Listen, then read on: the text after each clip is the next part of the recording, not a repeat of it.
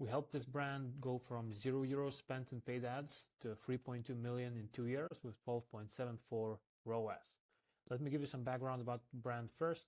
So this is Lithuania-based home goods brand that grew quickly through organic traffic fueled by a highly engaged Instagram following. So they were growing organically, but we came in to actually help them grow with paid ads further. So they reached a plateau by late 2022. We joined them on October to actually help them with Q4 as well as the upcoming years to build the brand even further. One of the biggest challenges we had that they didn't have paid ads before, which was an opportunity too. So there was no data to guide creative and targeting. And most importantly, the profit margins were built on organic growth and organic acquisition instead of paid ads. So it was a challenge to actually find enough margin for specific products to scale. And we'll go into deeper what we actually did and the specific suggestions we made to the client too. So in October 22, they partnered with us to build profitable growth engine from scratch. The actual results, I'll go into that first. So in just 20 months, we scaled their paid performance from 0 to 3.2 million in tracked revenue while keeping profitability at the core. So net ads, we had 173,901 dollars spent. By the way, this is actually in euros for the client, but the ad account was built on dollars, so we used the same one. $173,000 spent on paid ads, generated 39,722 purchases, and brought back $2.216 million in revenue back, which was 12.74 ROAS. For Google Ads, we had a similar case. We had 26.3K spent and generated almost $1 million in revenue. By the way, this one is in euros. And it was 37.9 ROAS for this. As mentioned, one of the most important parts were keeping it profitable because the margins were super low. For some of the products, we had to keep 8 ROAS just to keep it profitable. If we go by year, 2022 revenue, we joined October, was 1.7 million. And 2023, we scaled it to 3.35 million, which is double the year-over-year growth. The goal was to scale here, because we just came in with paid ads. There was a lot of unrealized potential, if I may. Then 2024, the goal was to optimize for profit and to actually increase the ROAS, focus on the specific profitability aspects. So it was plus 17% year-over-year growth in terms of revenue, but for the profit side, it was way higher. And in 2025 Q1, we did almost €1 million in revenue, which was also 14% year-over-year growth. The actual how we did it, there are 5 parts of it. First of all, it's a profit first strategy. As mentioned, tight unit economics and many break-even SKUs. We couldn't afford to treat it like a typical DTC account. So instead of blindly chasing revenue, focused on scaling sustainably, maintaining profitability first, as mentioned. So this meant 3 parts. Careful product selection. So we did not advertise everything on paid ads.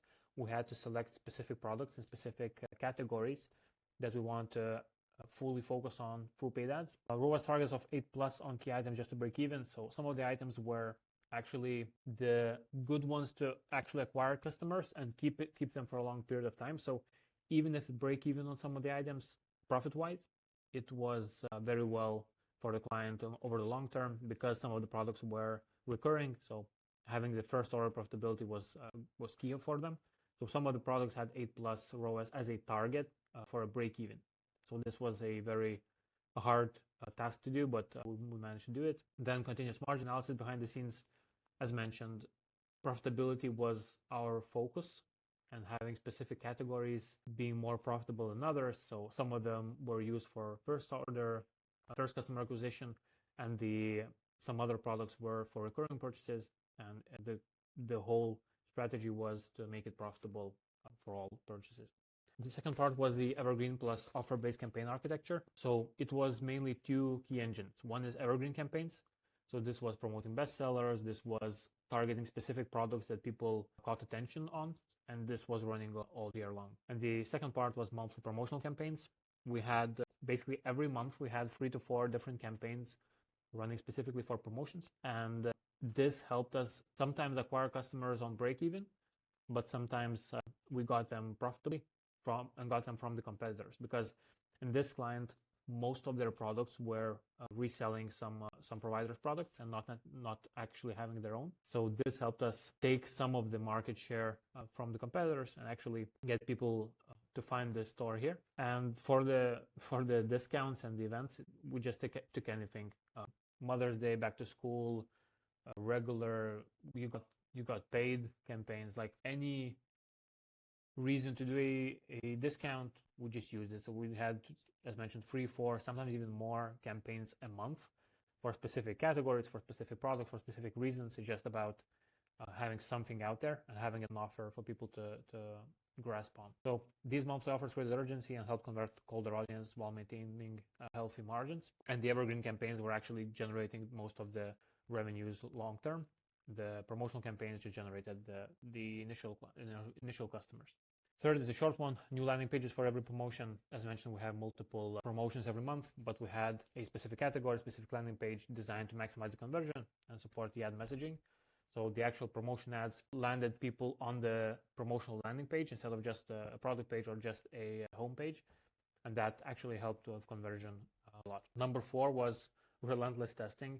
So we didn't have any prior data. We had the organic traffic, but it wasn't clear what converted, what didn't. So testing wasn't optional. It was part of the strategy. We cycled through dozens of variations across creative angles, copy frameworks, offers, and bundles. So all of the variables were not found out before we came in. So we had to test everything. Also, they had so many SKUs, so many categories, so many products. We had to actually find what categories brought new customers, what categories brought in valuable big customers, what categories were very profitable, what categories were just break even, what wasn't even worth testing on ads or wasn't, after we tested, wasn't worth it running on ads. So this was very important. From copy, as mentioned, every category, every product has so many SKUs, everything. So all of this data needs to be tested through different frameworks, through like selling emotionally, selling logically, selling testimonial based, providing different offers, different percentage of discount, how different reasons, different markets, different target audiences react to different messaging, etc. So we had so many different testings done, but this gave us clarity to know what actually works, especially in a small saturated market as in Lithuania. So this was a very key part of the strategy. And the 5th part is strategic product expansion. As mentioned, most of the products were resold products. So from different providers, just a big store selling everything. To increase profitability long term, we pushed the founder to expand their own white label products. So especially the recurring products, the supplements that he had were killers because their profitability was over the roof compared to everything else they were selling because it was their own products. Of course, it was more capital intensive, but they were selling out pretty fast. So these products that they launched became 70 to 80% of the overall store revenue. So we focused mostly there. So this not only improved margins, but allowed us to scale more confidently, knowing that each sale was contributing to actual bottom line profit, not just revenue for the supplier. So this was one of the key moments also. In the summary, like they didn't need awareness because in Lithuania they were known organically. What they needed was scalable, profitable acquisition system. So it's not just the brand aspect, they needed the conversion aspect of it. So in a small market with almost no margin for error, this paid ad strategy actually worked really well. So by combining our sharp media buying engine with hands-on strategic input, we helped them go from paid traffic built from 0 to nearly 4 million a year in profitable revenue, all in 2 years. And that was very awesome to see. So this client was with us for over 2 years. I helped them build the paid ads engine from scratch. Some of the key moments were, as mentioned, focusing on profitability because they were reselling a lot of products and the same products were in other stores too. So we had to focus on profitability and launching new products that helped with that. Again, the testing phase is very important here. We tested everything, as mentioned. So if you have a similar situation, just keep testing the volume. We'll find the actual value in volume. You'll find what works and what brings the cheapest clients and the most valuable clients. Of course, having the whole funnel from A to Z thought out. So the paid ads go to the landing page that's similar to paid ads and actually converts better. Having some campaigns that are always offer-based. So you have multiple different offers running at the same time. Every month you have at least something running. So it's never just the products. You always have to have some offers going. And again, the profit first strategy. This is the key for us. This is what we focus on specifically, and the profit is our main goal. So if you have any questions, leave a comment or send me a message. You can find me on LinkedIn. Thank you for watching, and take care.